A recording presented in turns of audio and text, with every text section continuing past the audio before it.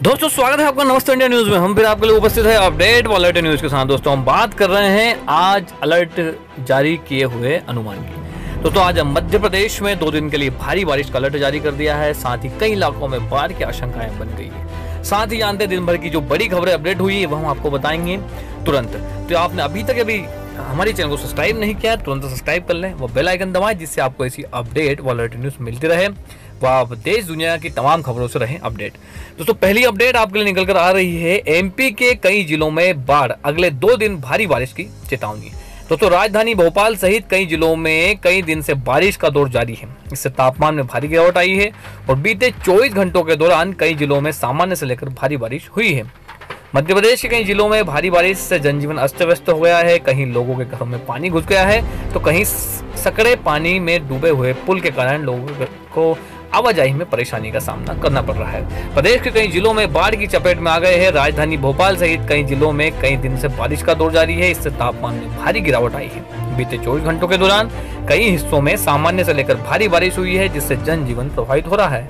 वहीं ग्वालियर में भी भारी बारिश हो रही है। वहां बारिश के चलते कारें तक भर रही हैं। ऐसा ही हाल दमोह जिले में भी है, जहां आम लोग जीवन को खतरे में डालकर पुल क्रॉस करने को मजबूर है। गुना में भी मूसलाधार बारिश से पूरे जिले में बाढ़ जैसे हालात पैदा हुए हैं।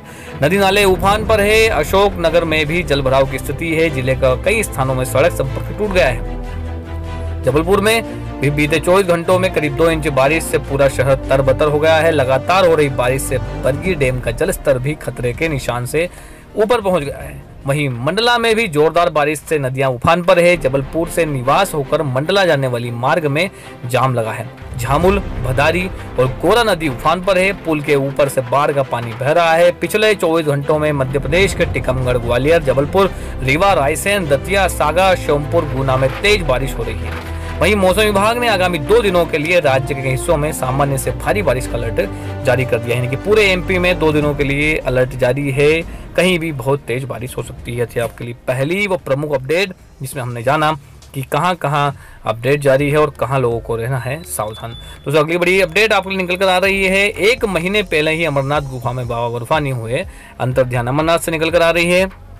2 महीने तक चलने वाली पवित्र अमरनाथ यात्रा पूरी होने से पहले ही बाबा बर्फानी अंतर्ध्यान हो गए हैं। बाबा के अंतर्ध्यान होने से भोले के भक्त निराश हो गए हैं। पिछले कई सालों से यात्रा अवधि पूरी होने से पहले ही बर्फ से बना शिवलिंग पिघल चुका है और कुछ दिन पहले से ही शिवलिंग का आकार कम होना शुरू हो गया था। इससे पहले अमरनाथ यात्रा पर आए तीर्थयात्रियों को काफी निराशा हुई। तकरीबन पिछले 10 सालों से ऐसा हो रहा है कि अमरनाथ यात्रा शुरू होने से कुछ दिन बाद ही शिवलिंग पूरी तरह से पिघल जाता है। शिवलिंग को पिघलने से बचाने के लिए इस बार एनजीटी से चिंता जताई थी। हर साल शिवलिंग पिघलने के चलते ही हेलीकॉप्टर को गुफा से दूर पंजतरणी से लैंड कराया जा रहा है। इससे पहले एक हेलीकॉप्टर की लैंडिंग के लिए गुफा के बिल्कुल करीब हेलीपैड बनाया गया था। अमरनाथ यात्रा 28 जून को शुरू हुई थी, जो रक्षाबंधन के दिन 26 अगस्त को समाप्त हो जाएगी। अमरनाथ यात्रा में अभी करीब 1 महीना बचा है, लेकिन शिवलिंग के पिघल जाने से श्रद्धालु निराश हो गए हैं।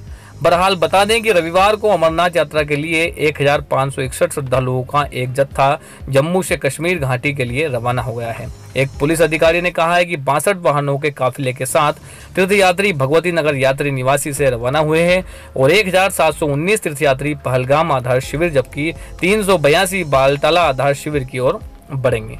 60 दिवसीय सालाना अमरनाथ यात्रा 28 जून से शुरू हुई थी। पिछले 25 दिनों से यह सुचारू रूप से जारी है।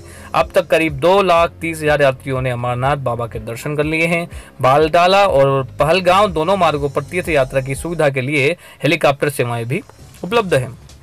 यदि आपके लिए दूसरी बड़ी अपडेट दिन भर की कि अमरनाथ यात्राओं के लिए जो है कुछ दिक्कतें भी आ रही हैं, वहाँ जो बर्फबारी है उससे भी, और शिवलिंग पिघलने से श्रद्धालुओं में काफ़ी हम कह सकते हैं निराशा है और एक भावना जुड़ी होती है भगवान शिव के प्रति लोगों की कि जो भावना थी वह आहत हुई। अगली अपडेट है आपके लिए उत्तर पश्चिम भारत पर ज़्यादा मेहरबान क्यों है मानसून का, आइए जानते हैं। दोस्तों पूरे साल भर जिस दक्षिण पश्चिम मानसून का इंतजार रहता है वह इस बार भी उत्तर प्रदेश, बिहार, पंजाब और हरियाणा से रूठा हुआ है, जबकि गुजरात, राजस्थान और महाराष्ट्र पर कुछ ज्यादा ही मेहरबान है। जुलाई से लेकर सितंबर के बीच होने वाली इस बारिश का देश की अर्थव्यवस्था में अहम योगदान है, लेकिन पिछले 1 दशक में इसके व्यवहार में इतना ज्यादा परिवर्तन आया है कि नीति निर्माताओं को चिंता होने लगी है। सवाल है कि ऐसा क्यों हो रहा है। विशेषज्ञों की माने तो पिछले कुछ सालों के दौरान जलवायु परिवर्तन के कारण मानसूनी हवाएं बंगाल की खाड़ी खाड़ी के बजाय अरब सागर से उठ रही है। इस वजह से उत्तर भारत में कम बारिश हो रही है, जबकि उत्तर पश्चिम के राज्यों में जरूरत से ज्यादा वर्षा हो रही है। अहमदाबाद में टूटा था 100 साल का रिकॉर्ड। दोस्तों, गुजरात के अहमदाबाद में इस साल भी जुलाई में औसत से ज्यादा बारिश हो रही है। पिछले साल तो 100 साल का रिकॉर्ड टूट गया था और 1905 के बाद पहली बार इस शहर में 952.5 मिलीमीटर बारिश हुई थी। अहमदाबाद के अलावा बनासा, कांठा, पाटना और सुरेंद्रनगर में भी इतनी बारिश हुई है कि लोगों का कहना है कि ऐसी बरसात तो देखी नहीं। जयपुर में 31 साल का रिकॉर्ड टूटा। दोस्तों, राजस्थान के जयपुर शहर में 2012 में 17 सेंटीमीटर बारिश रिकॉर्ड की गई। इससे पहले गुलाबी नगरी में यानी कि जयपुर में 1981 में 32.6 सेंटीमीटर बारिश हुई थी। जयपुर के अलावा सवारी, माधोपुर, बीकानेर, भरतपुर, प्रतापगढ़ और सीकर में भी पिछले कुछ सालों से खूब बारिश हो रही है। उत्तर प्रदेश और बिहार में सूखा। दोस्तों, राजनीतिक दृष्टि से महत्वपूर्ण इन दोनों राज्यों में इस साल मानसून जमकर बेरुखी दिखा रहा है। इन दोनों राज्यों के साथ पंजाब और हरियाणा में 50% तक कम बारिश हुई है। विडंबना देखिए कि पांचों राज्यों खरीफ की फसलों की पैदावार के मामले में काफी अहम स्थान रखते हैं, लेकिन इनमें बारिश ही नहीं हो रही। जबकि कम पानी होने वाले मोटे अनाज के लिए मानकुल राजस्थान और गुजरात अतिवर्षा का शिकार है। बदल रहा है मानसून का मिजाज। दोस्तों, मानसून के लॉन्ग टर्म ट्रेंड को देखा जाए तो 1976 के बाद से इसका स्वभाव बदल रहा है। एक तो यह देरी से आ रहा है और जल्दी चला जा रहा है। इससे सितंबर तक सक्रिय रहना चाहिए, जबकि एक हफ्ते पहले ही वापस चला जा रहा है। इसके अलावा मानसूनी बारिश में साल दर साल 10% की कमी आ रही है। यही नहीं, पहले जिन लोगों को बारिश का अनुमान था कि यह ऐसा होगा, लेकिन वह अनुमान पूरी तरह विपरीत रहा।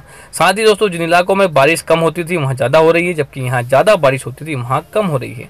तो ग्लोबल वार्मिंग है जिम्मेदार। मानसून सीजन में एक्टिवेटेड पीरियड के बीच बीच में ब्रेक पीरियड आते हैं और एक्टिव पीरियड में बारिश होती है, जबकि ब्रेक पीरियड में यह थम जाती है। ग्लोबल वार्मिंग के कारण एक्टिव पीरियड की अवधि कम हो रही है और ब्रेक पीरियड की बढ़ रही है। बंगाल की खाड़ी में कमजोर हो रहा है मानसून।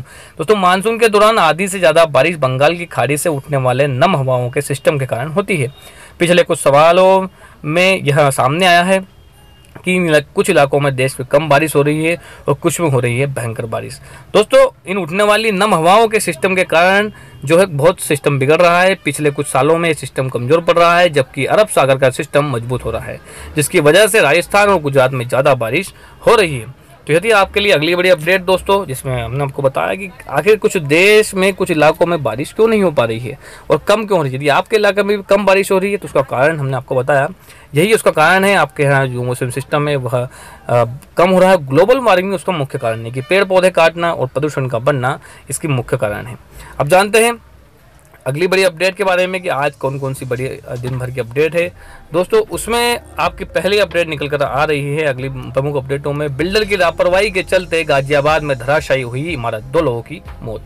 दोस्तों, ग्रेटर नोएडा के शाहबेरी गांव में 2 इमारत गिरने की घटना को हफ्ता भर भी नहीं हुआ था कि गाजियाबाद के मसूरी में रविवार को दोपहर बाद एक अवैध निर्माणाधीन इमारत ढह गई, जिसके मलबे से दबकर 2 मजदूरों की मौत हो गई है। बताया जा रहा है कि जिस इलाके में यह बिल्डिंग गिरी वह पूरी तरह से अवैध थी।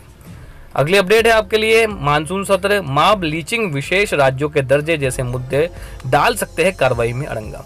दोस्तों, संसद के मानसून सत्र के दौरान आज हंगामा होने के काफी आसार नजर आ रहे हैं। विपक्ष ने अपनी रणनीति बता ली है और हालांकि अविश्वास प्रस्ताव पर बहस के बाद भी यह तय नहीं है कि विपक्ष संसद को चलने देगा। मॉब लिंचिंग से लेकर विशेष राज्यों के दर्जे जैसे मुद्दे कार्रवाई में डंगा डाल सकते हैं। इधर अविश्वास प्रस्ताव पर जीत हासिल कर मोदी सरकार के हौसले बुलंद है। लोकसभा में सबसे बड़ा मुद्दा राफेल डील को लेकर कांग्रेस अध्यक्ष राहुल गांधी के द्वारा लगाए गए आरोप पर उनके खिलाफ विशेषाधिकार हनन का नोटिस रह सकता है। अगली अपडेट है आपके लिए 3 अफ्रीका देशों की यात्रा पर आज रवाना होंगे पीएम मोदी। दोस्तों, प्रधानमंत्री नरेंद्र मोदी आज से 3 अफ्रीका देशों के 5 दिवसीय दौरे पर रवाना हो गए हैं। ये 3 देश रवांडा, युगांडा और दक्षिण अफ्रीका है। दक्षिण अफ्रीका की यात्रा के दौरान वह ब्रिक्स सम्मेलन में हिस्सा लेंगे, जिसमें अंतर्राष्ट्रीय शांति और सुरक्षा समेत कई वैश्विक महत्व के मुद्दों पर चर्चा होने की उम्मीद है। अगली अपडेट है आपके लिए लाभ का पद मामला। दोस्तों, आप विधायक चुनाव आयोग के खिलाफ फिर पहुंचे हाईकोर्ट। दोस्तों, लाभ का पद मामले में आपके 20 विधायक फिर से दिल्ली हाईकोर्ट पहुंचे हैं। दिल्ली सरकार ने इन विधायकों ने इस बार हाई कोर्ट में याचिका दायर कर चुनाव आयोग के इस आदेश को चुनौती दी है, जिसमें आयोग ने विधायकों को उनके खिलाफ शिकायत देने वाले संग जिरह करने से रोक दिया है। आयोग ने 17 जुलाई को जिरह संबंधी विधायकों की याचिका को खारिज कर दिया था। आयोग अब पूर्व में दिए गए दिल्ली हाई कोर्ट के आदेश अनुसार लाभ का पद मामले में सुनवाई कर रहा है। लाभ का पद की परिभाषा तय करने के लिए चुनावी आयोग 23 जुलाई को अंतिम सुनवाई करेगा। अगली अपडेट है आपके लिए, एयर इंडिया ने राष्ट्रमंडल गोल्ड मेडलिस्ट को विमान में नहीं दी एंट्री, पीएम से की शिकायत। दोस्तों, एयर इंडिया ने भारतीय टेबल टेनिस स्टार व कॉमनवेल्थ गेम्स में स्वर्ण पदक विजेता मनिका बत्रा समेत 7 टेबल टेनिस खिलाड़ियों को रविवार को मेलबर्न जाने वाले विमान में सवार होने से मना कर दिया। 17 सदस्यीय भारतीय दल को सोमवार को शुरू हो रही ITTF world tour Australian open में हिस्सा लेने के लिए इंदिरा गांधी अंतर्राष्ट्रीय हवाई अड्डे से विमान में सवार होना था, लेकिन सिर्फ 10 खिलाड़ी ही जा सके। अगली अपडेट है आपके लिए, एकजुटता प्रदर्शित करने में महागठबंधन से आगे एनडीए विधानमंडल दल की बैठक आज। दोस्तों, बिहार के राजनीतिक दलों की बात करें तो एकजुटता प्रदर्शित करने में अभी राजग विपक्षी दलों से एक कदम आगे है। आज राजग विधानमंडल दल की बैठक होने जा रही है। उधर उत्तर प्रदेश में और प्रदेश में राजद सबसे बड़ा दल है, विपक्ष में है, मगर विपक्षी एकजुटता के लिए राजद की अब तक किसी अन्य दल के साथ बैठक नहीं हुई है, कांग्रेस और न ही वाम दलों के साथ। यह भी स्पष्ट नहीं है कि लोकसभा चुनाव में शरद समर्थकों की पार्टी लोकतांत्रिक जनता दल और जीतन राम मांझी की पार्टी हिंदुस्तानी आवाम मोर्चा महागठबंधन में क्या भूमिका निभाएंगे। अगली अपडेट है आपके लिए, ट्रकों के ऑपरेटरों की देशव्यापी हड़ताल का चौथा दिन, रोजाना हो रहा है करोड़ों का नुकसान। दोस्तों, ट्रकों की हड़ताल चौथे दिन भी जारी है। अब इसका असर आम लोगों पर देखने को मिल रहा है। थोक मंडियों में पहुंच नहीं रहा है, जिसका प्रभाव आम बाजारों पर भी दिखा रहा है। ट्रक हड़ताल से करोड़ों का नुकसान बीते दिनों में हो चुका है। ट्रक ऑपरेटर वेलफेयर सोसाइटी ने अपने आंदोलन को धरना शुरू कर दिया है। अब हड़ताल को पूरी तरह से सफल बनाने का प्रयास किया जा रहा है। कोशिश की जा रही है कि एक भी ट्रक न चलने दी जाए। अगली अपडेट है, आपके 2 विधायकों को कनाडा में एयरपोर्ट से वापस भारत भेजा। दोस्तों, आम आदमी पार्टी के रूपनगर से विधायक अमरजीत सिंह संधोजा और कोटकपुरा के विधायक कुलतार सिंह संधवा को कनाडा और ओटावा एयरपोर्ट से वापस भारत डिपोर्ट कर दिया गया है। उन्हें पूछताछ के लिए रोका गया था। सूत्रों के अनुसार कनाडा एयरपोर्ट अथॉरिटी के अधिकारियों ने दोनों से काफी देर तक पूछताछ की। हालांकि यह पता नहीं चल पाया कि उन्हें क्यों रोका गया और उनसे क्या पूछताछ की गई। अगली अपडेट है, अदियाला जेल में शरीफ की तबीयत बिगड़ी, किडनी फेल होने की कगार पर। दोस्तों, भ्रष्टाचार के मामले में अदियाला जेल में बंद पाकिस्तान के पूर्व प्रधानमंत्री नवाज शरीफ की तबीयत बिगड़ गई है। जेल प्रबंधन ने शरीफ ने छाती में दर्द और मूत्र संबंधी समस्याएं बताई है। शिकायत के बाद रावलपिंडी इंस्टीट्यूट ऑफ कार्डियोलॉजी के डॉक्टरों की एक टीम ने उनके स्वास्थ्य की जांच की। डॉक्टरों की टीम की अगुवाई कर रहे सेवानिवृत्त जनरल अजहर कियानी ने नवाज को तुरंत अस्पताल में भर्ती कराने की सलाह दी है। डॉक्टरों का कहना है कि उनके हार्ट और किडनी में दिक्कत है। अगली अपडेट है, सुरक्षा का जायजा लेने से navy chief admiral Sunil Lamba Kashmir पहुंचे। दोस्तों, कश्मीर में सेना के साथ मिलकर आतंकवादियों से लोहा ले रहे नेवी के मेरीन कमांडो का हौसला बढ़ाने के लिए चीफ ऑफ स्टाफ कमेटी के चेयरमैन व chief of naval staff chief admiral Sunil Lamba रविवार को कश्मीर के 3 दिवसीय दौरे पर श्रीनगर पहुंचे, जहां वह सुरक्षा का जायजा लेंगे व भारत की सुरक्षा को और प्रबल बनाने का प्रयास करेंगे। तो यह थी आपके लिए दिन भर की बड़ी अपडेट खबर, साथ ही आना कि कहां अलर्ट जारी हुआ है। तो इसी प्रकार की अपडेट व अलर्ट न्यूज प्राप्त करने के लिए तुरंत सब्सक्राइब करें नमस्ते इंडिया न्यूज को व बेल आइकन दबाएं, जिससे आपको इसी अपडेट व अलर्ट न्यूज प्राप्त होती रहे। दोस्तों, वीडियो को शेयर करना बिल्कुल ना भूलें अपने व्हाट्सएप और फेसबुक पर, ताकि सभी लोग अलर्ट रहें, क्योंकि एमपी में होने वाली भारी बारिश और लोग इससे सजग रहे। साथ ही जानिए आज की बड़ी खबरों को। तो इस वीडियो में इतना ही, फिर आपके लिए उपस्थित होंगे नई जानकारी के साथ। तब तक के लिए दोस्तों खुश रहिए, स्वस्थ रहिए। नमस्ते इंडिया।